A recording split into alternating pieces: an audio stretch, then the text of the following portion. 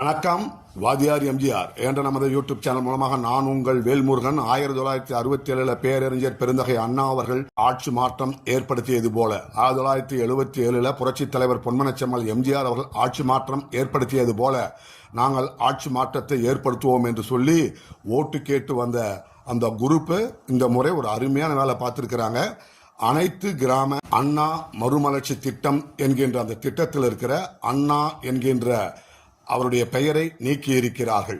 ஆட்சி பொறுப்பேற்றவுடன் அமைச்சர்கள் வாங்குகின்ற சம்பளத்தை, காங்கிரஸ் ஆட்சியில் 1000 ரூபாய் சம்பளம் வாங்கின அமைச்சர்களுடைய சம்பளத்தை அறிஞர் அண்ணாவின் ஆட்சி அமைந்தவுடன் அதில் சரிபாதியாக 500 ரூபாய் என்று சம்பளத்தை நிர்ணயித்தார் பேரறிஞர் அண்ணா. காங்கிரஸ் ஆட்சியில் பெரிய பெரிய கார்ல வலம் வந்த அமைச்சர்கள் காரை எல்லாம் வேண்டாம் என்று கூறி சாதாரண சின்ன கார்களில் பயணிக்க வேண்டும் என்று அமைச்சர்களை அறிவுறுத்தியவர் தான் பேரறிஞர் அண்ணா.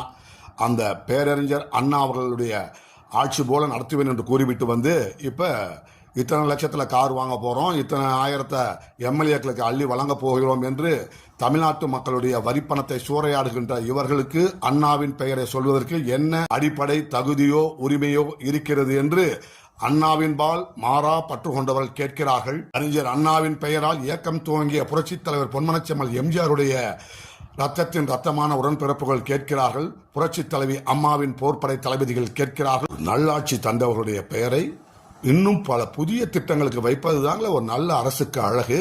பேரறிஞர் பெருந்தகை அண்ணா அவர்கள் காங்கிரஸ் என்கின்ற அந்த கொடுங்கோல் ஆட்சியை பிடுங்கி தூர எறிந்தவர். கலையாக இங்கே மண்ணிலே முளைத்து நின்ற அந்த கலையை பிடுங்கி எறிந்து நல்லாட்சி தர வேண்டும் என்கின்ற நல்ல அடிப்படையில் கழகத்தை வழிநடத்தியவர் தான் பேரறிஞர் பெருந்தகை அண்ணா அவர்கள்.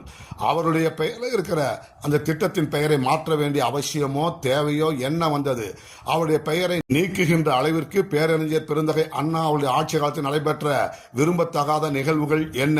இன்றைக்கும் தமிழ்நாட்டு அரசியலினுடைய மைய புள்ளியாக இருப்பது பேரறிஞர் பெருந்தகை அண்ணா அவர்கள் வளர்த்து தந்த அந்த உணர்வுதான் என்பதை ஏன் இவர்கள் மறந்தார்கள்? பேரறிஞர் அண்ணா, புரட்சித் தலைவர் எம்ஜிஆர் என்று மேடைகளிலே பேசுவதிலோ சட்டப்பேரவையில பேசுவதிலோ மட்டும் அவருடைய பெயர், அவருடைய பெருமை நிலைநாட்டப்படாது.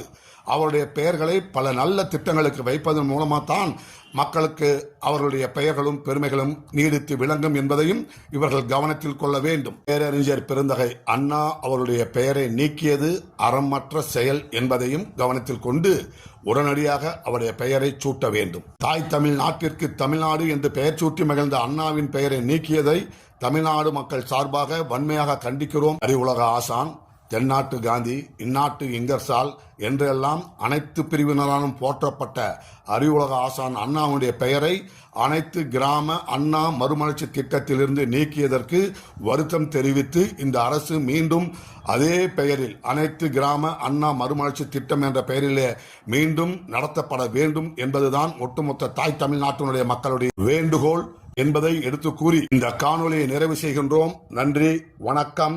வாழ்க தமிழ், வெல்க அனைத்து இந்திய அண்ணா திராவிட முன்னேற்ற கழகம்.